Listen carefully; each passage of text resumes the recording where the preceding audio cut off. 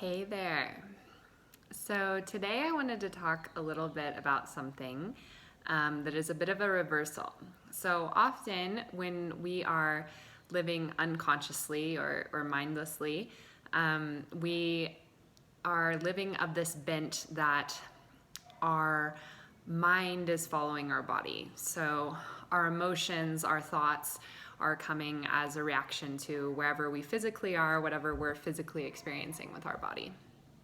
And I was listening to Joe Dispenza the other night, and he said something that I really loved and that I wanted to share with you, something I've been thinking about a lot. And what he said was, in fact, our body follows our mind. So when we're running on a program, and I love, this is another thing Joe Dispenza said. He said that it's so important to always come to the present moment, because whenever we're not in the present moment, so whenever we're unconscious and we're allowing our mind to run amok, we're not being its master, we're not being conscious of it, we're not being the master of anything, we're just a slave to whatever cumulative thoughts we've gathered. Actually, Joe Dispenza also, that's his definition of karma. But he says whenever we're not present, we're running on a program. So we're running on all of these neural connections that our mind has already previously made, and probably that we've strengthened a whole bunch of times because we have gotten used to this emotion and this feeling, and therefore our mind has gone back there again and again and again without us even being aware of it. And therefore our body goes and does the same things at the same times every day, and we wonder why nothing changes. And so that's a little taste of a program. So in this way, you can see how it's actually our mind that determines where our body goes. And the more we become conscious of that, the more that we can realize that we can come back to the present moment, and instead of reacting to whatever's going on in our physical world, we can choose what emotion we're going to feel and choose to create a new future instead of unconsciously running on a program of our past. But something I love that Joe Dispenza said, or that I took to another level when he said, so our body goes where our mind has already been. And this really correlates with Neville Goddard's interpretation of the Bible. So what Neville Goddard tells us to do is to, as the Bible would say, shut the door. So close our eyes, go within, go upstairs, go to heaven, go to be with our Father, which is our consciousness, and imagine that you are where you want to be. Don't imagine what it would be like, but imagine that you are there. So this is the difference between thinking of a place and thinking from a place.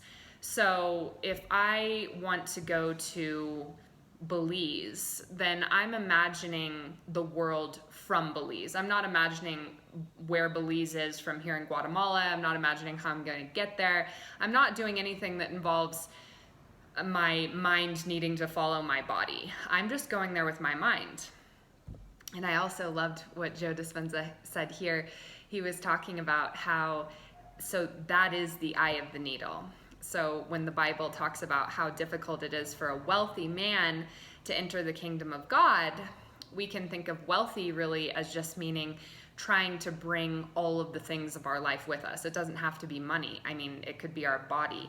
When we go to the Father, when we go to pure consciousness, when we go to heaven, we must be small enough to fit through the eye of a needle, because all we can bring is our awareness.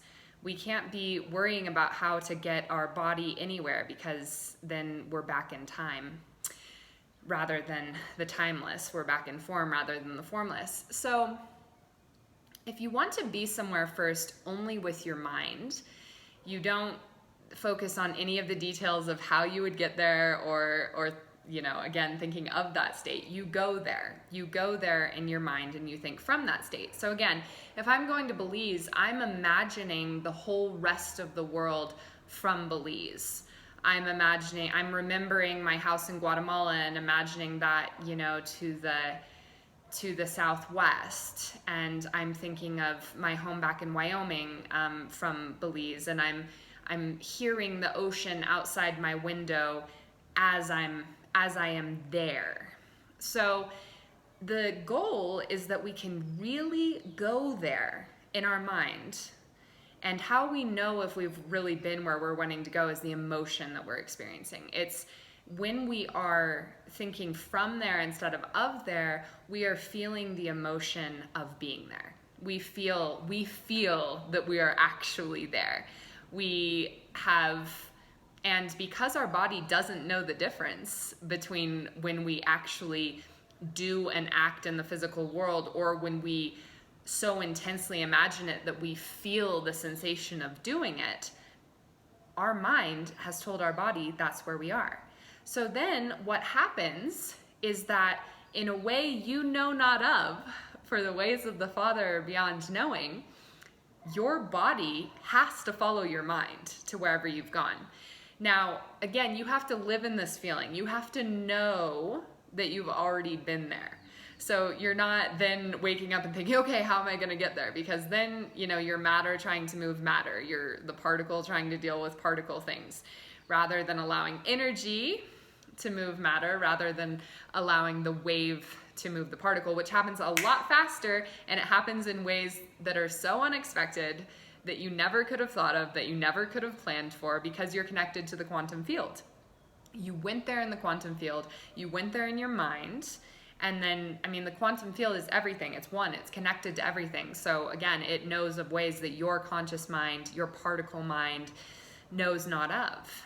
And so that is the goal, and I just love that. So if you can really, it takes a lot of faith, right? But if you can really go somewhere in your mind and think from there and then maintain the faith, you don't need to tell anyone else about it. In fact, probably don't, because that's a good way to have your faith shaken, as people are like, well, you need to go make these plans and you need to do all the things. But why not do an experiment and see if it works?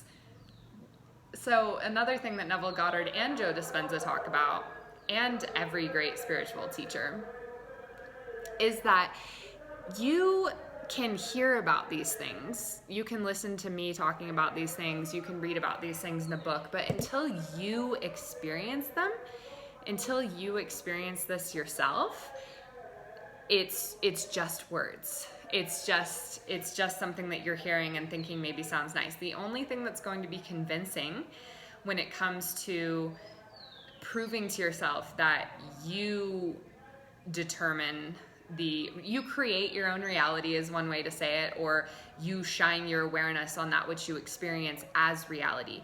The only way that you're going to prove that to yourself is to go and try it. So go somewhere in your mind, really go be there, and then know that you've been there. Again, if you're coming out of that and you're figuring out all the ways to get there and you're doing all these logistic things, you're back to matter trying to change matter, and you're really just telling yourself that you don't believe that you've been there. How would you act if you had already been there? It wouldn't be something you needed to plan for. You've already been there. Your body has to follow your mind.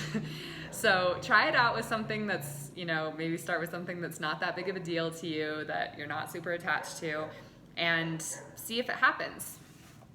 And this is a classic Bible verse that Neville Goddard talks about that I love as well, that I just want to tie into this. So this is John 14:1.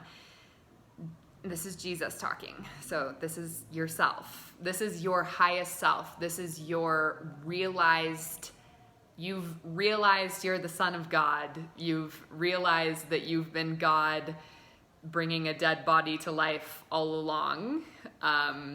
Energy bringing matter to life all along, and this is what you're saying to yourself. So don't worry or surrender to your fear, for you've believed in God, now trust in me also.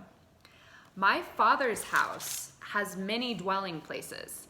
If it were otherwise, I would tell you plainly, because I go to prepare a place for you to rest. And when everything is ready, I will come back and take you to myself, so that you will be where I am. And you already know the way to the place where I'm going. So that Bible verse thought in these terms is pretty profound, right? So first of all, you believe in God, believe also in me. like, believe also in yourself, because guess what? You and the Father are one. You are your awareness of being. This is the gift that God gave you, making himself into the human form that is you. So believe also in yourself. And then, I mean, it's classic. I go to prepare a place for you, right? So in my Father's house, there are many mansions. There are many states. There are countless states that you can occupy. There are infinite states that you can occupy. And I go, so your awareness goes and prepares a place for you.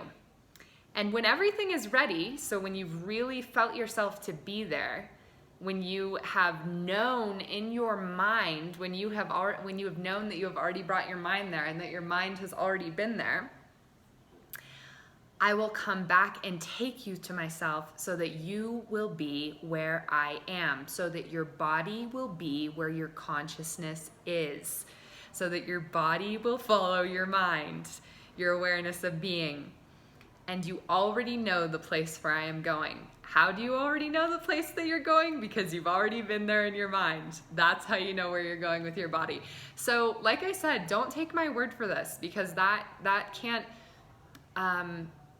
meaning of these things is veiled and seems fantastical and impossible until you experience it. And I can tell you, I've been doing some little experiments myself, and it's been working every time. So I'm working up to some bigger things, and I can't wait to share. But see for yourself. See if it's true. Go in your mind, really be somewhere, and then let go. Once you've felt that is true, once you know you've really been there, let go. And then, forget about it, because it's going to happen in the most fantastical way that you never could have guessed. And it always will happen at an unexpected time, so that basically, as Joe Dispenza says, and Neville Goddard, so that it will leave no doubt. Because the whole point is that God wants to awaken as himself in you. He wants you to wake up to who you are. So the way that wherever you've been in your mind is going to come to fruition is going to leave no doubt that you did that you brought yourself there, that you created that or became aware of that, so that finally you can be like, wait a second, if I can do that, what can't I do?